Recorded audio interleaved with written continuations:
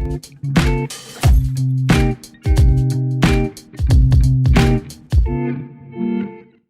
guys, and welcome to the Invar Technologies Podcast, a podcast where we interview top-level executives inside growing companies within the manufacturing industry. Excited to have our guest today, Jeff Miller, who is now Director of Technology at PWI, and we're going to dig in a little bit about who he is, as well as what PWI does and their service offering in the industry. So maybe I can kick it off with you.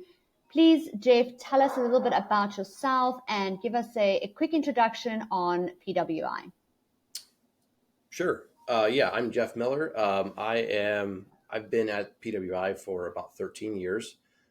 Started as a fabricator, moved into engineering, and then actually into software development, where I became Director of Technology here at PWI. So the role of Director of Technology is a little bit different than maybe some other directors of technology, but what it means for me is that I'm in charge of all software that we build for internal use here at PWI, and then also involved in choosing software that we use for some of our other systems. So PWI has been around for a little over 40 years. We started in 1979 as a small welding shop focused primarily on repairing equipment. So it was repairing farm implements and construction equipment. At that point, it was a really small shop, but they saw a plan for growth, and I wasn't around back then. So they saw a plan, an opportunity to serve the manufacturing industry, specifically in the RV manufacturing industry. And we live in the heart of RVs, the RV capital of the world, basically, is what it's referred to, our area at least. And so my boss, the founder of PWI, actually my boss's father now, he's passed away, saw an opportunity in serving these the RV manufacturers in the area, and saw an opportunity to serve them in building fall protection and bridge cranes to help them with their material handling needs and safety, and then expanded into building mezzanines for them as well, and briefly expanded into structural steel as well, but we found that market is a bit competitive. And so we dialed that back, and instead, in recent years, have been focusing specifically on bridge cranes, mezzanines, and fall protection. Those are our big three that we focus on. And some of the more recent growths in those areas specifically are two websites that we manage, that we use for selling product online, hoistzone.com, and that's a dealer for several different lines of hoist components. Basically anything related to bridge cranes and lifting, you can find all that material handling needs on hoistzone.com. It's going to help you. We're also a dealer for CM hoists. We're the exclusive online dealer for in-motion controls through HoistZone there, and also a master distributor for Stark America, which is a hoist line that was also started by the president of PWI. We also have an online website, stairzone.com, which we use to sell industrial stairways.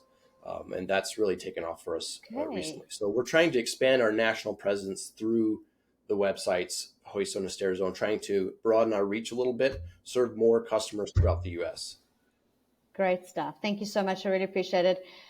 So obviously, prior to your current role now, Director of Technology and things like that, and this is obviously quite a more recent position that you've taken part in. Is that correct? Yes, that's correct. I've been in this role for about 4 years. It's kind of been formalized in the last year and a half as Director of Technology. All right. So in essence, it's been there, and there just hasn't been a title to it.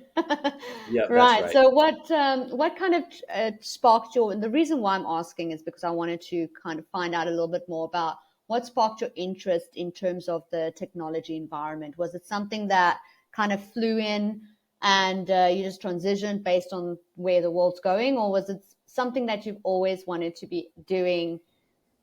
I'll give it to you. Yeah, so my dream job out of high school was to be an app developer, and I actually did some studying on that. Took some courses online, went through a free CS course through I think it was Stanford, one they had published online for free, and so I had some programming skills. I shouldn't say experience because it wasn't at that point. And my ideal job was to be a software developer. And then I left. I knew in high school that I wanted to work at PWI. It was actually owned by the owner. Actually went to our church, and so I knew it was a great place to work. I knew they paid well, and so I wanted to get in there, work for a few years, and then maybe find a career as a software developer. After I'd kind of gotten my feet under me financially. And what happened was I ended up staying because I really liked the work. I liked the stability of it. And I was here probably, it was probably about 8 years before I actually started seeing some opportunities for here. And it was actually in 2020 that my boss came to me. At that point, I was an engineer. And my boss came to me and said, hey, we need to find a way to automate the engineering process for some of our more common products.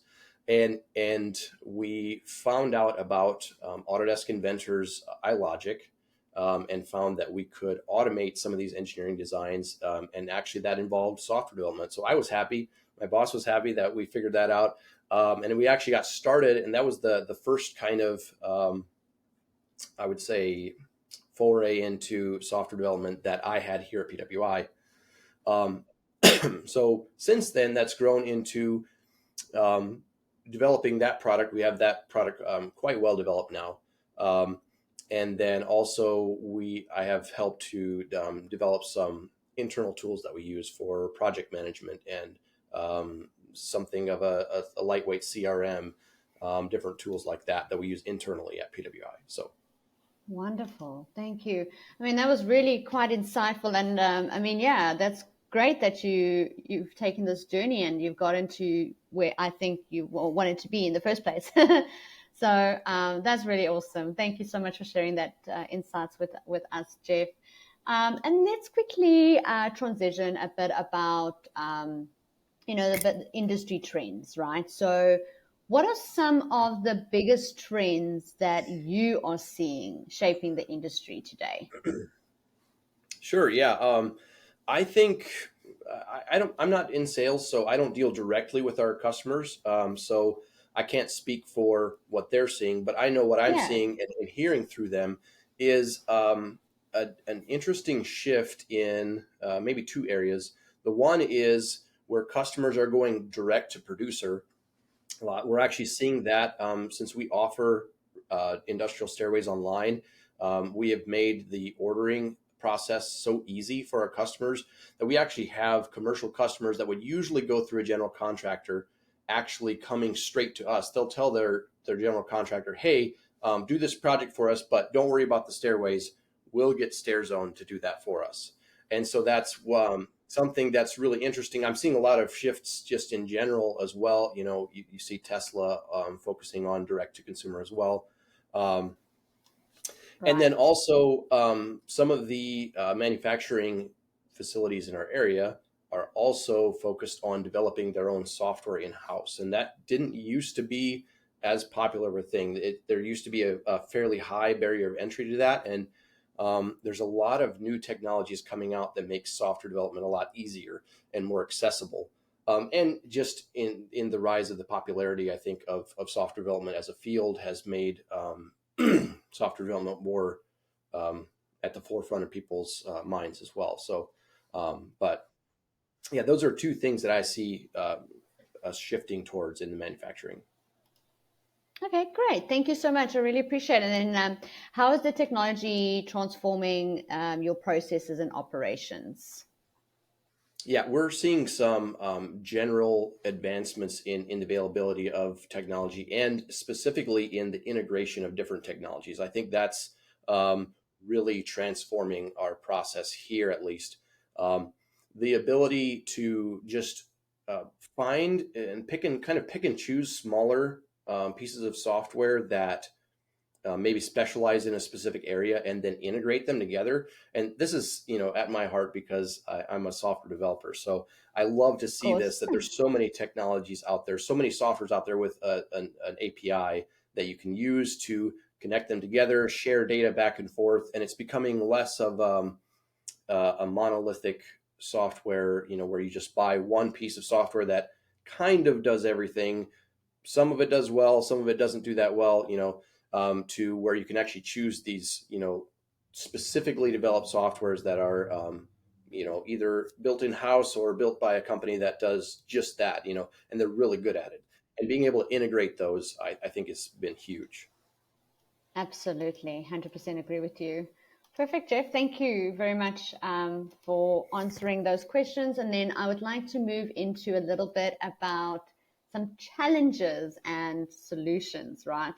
Because obviously with every industry, there is, of course, some challenges, but we've always, of course, got a solution, hopefully. So if you could talk us through about some of the key challenges that you are facing today in either the technical, within your role or within the industry, or even both, if you want to share some key challenges. Sure. Yeah. This is maybe a little bit less related to manufacturing, but one of the challenges that we've really run into in the past several years has been hiring and hiring good people. The job market has just become incredibly competitive, especially in this area. After COVID, especially, was really huge. So something that we've been doing is really incentivizing people to refer other employees or maybe potential hires to come into PWI, and we're doing that through a referral bonus. So if you work here at PWI and you have a guy that that would be a great worker here, we obviously offer competitive pay, but also we incentivize people, telling their friends, hey, come work with us. Yeah, There's sure. a lot of incentives there that we're using to drive our employment numbers up. So Perfect. All right. So yeah, there we go. I mean, anyone looking, feel free to contact. I mean, yes, it's actually quite scary that, I mean, the skills is out there, but they mainly in positions already, and ultimately sometimes someone just needs opportunity if they've got the will to succeed. And I mean, you and I, we had a very brief chat before this podcast, Jeff, and I mean, I really I love what the company does, and you bring in a very good culture as well. And I think any employee would be very, very blessed to participate in your organization. Great, that is a definite challenge. So let's talk about some. If you can share some examples of a significant problem in your company that's been faced within, let's say, for example, with a client or potentially even with a prospect that had a problem, and how did you resolve that for them? yeah. So PWI is really focused on custom solutions. We build everything custom. We don't have products that we pull off the shelf, or at least we don't have very many of them. I think I can think of maybe one that we have right now. So out of all everything that we ship out every year, all of it has been custom designed, and we've come up with some really creative solutions for our customers, and that's really at the forefront of what makes PWI unique as a crane manufacturer. And one of the leaders is the ability to come up with these very unique solutions. I can think of a system that we did recently where a customer was in the casting industry, casting, using molds where they would pour, molten metal into these molds, and these molds need to be lifted up, flipped over, and then set back down on a different stack for whatever reason, I'm not sure. And so we actually built a crane for them that would automatically grab that, pick it up, flip it over, and move it to a different spot just with the push of a button. And that was all, for safety, for speed and consistency, just all those things that were involved in it. So that was a new project for us, but we jumped right in, and we have some excellent employees in our electrical department that were able to really just knock that one out of the park. Beautiful. Thank you. I mean, yeah, that's definitely one crazy story. So that's lovely. Thank you for sharing that. I really do appreciate it. If we can transition a little bit again, right? So we want to talk a little bit about innovation and technology. It's just something that you are very passionate about talking about, and the hot topic of a lot of things these days. So, what emerging technologies will significantly impact your industry in the next 5 to 10 years? And this is obviously something that can be in your own opinion. Yeah, absolutely. I think that we're seeing this pretty much everywhere, but I think AI is one of the biggest things, and just the rise of that empowering all kinds of different solutions to problems that are somewhat automated. Also, just the ability to build software without writing code. There's a lot of low code and no code platforms that are coming out that are really gaining some popularity right now. So that, coupled with AI, is just going to really help in automation of a lot of tasks. Things and even like AI coupled with robotics, I think is going to be huge as well. There's a lot of manufacturers like us, especially with custom things. We can't really implement robotics very well into our workflows because everything's a little bit different, and robots as of, now, or maybe a few years ago, depended on consistency. But I think that in the next few years, we're going to see a lot of robots that are able to intelligently decide what they're going to do based on the context that they're given, using AI, and be able to really advance manufacturing in that way. Absolutely. AI is a big thing, and I think if implemented correctly and utilized by the right departments, it can be a massive improvement within your infrastructures. All right. Here's another topic, and kind of want to get your opinion on it. Sustainability.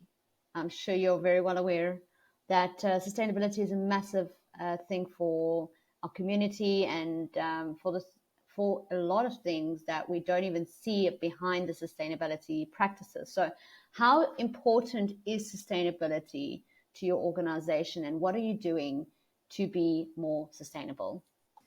Sure. I would say it's something that's definitely in our minds as we're working.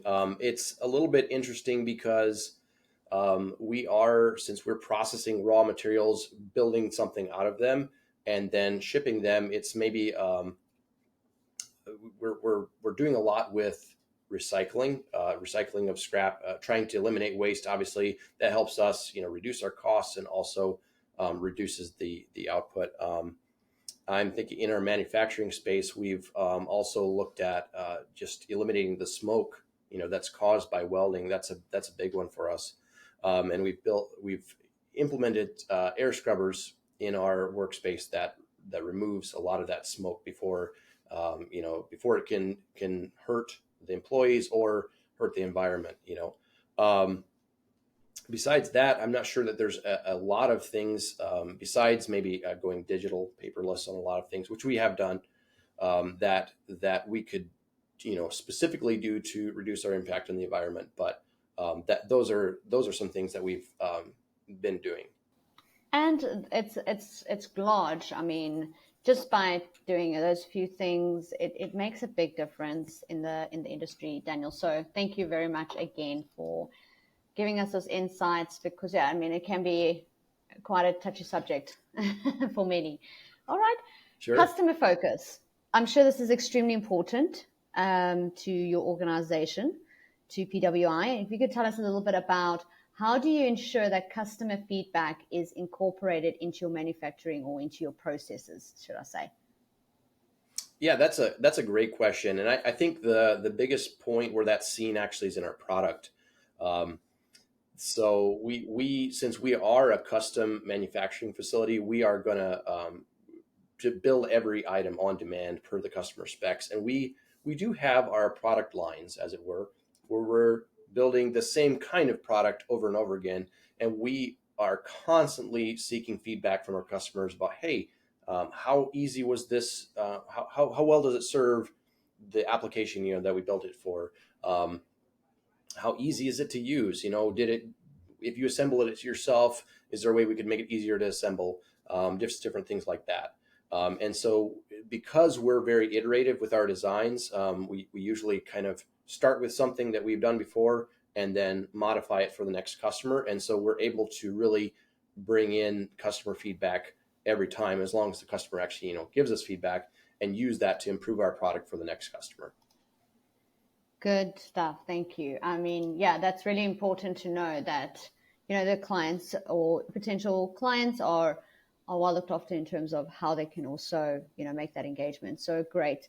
And further to that, let me quickly ask you back on the technical space. Are you doing your, let me rephrase that question. But my moment. We'll edit that out. Sorry. So let me rephrase that.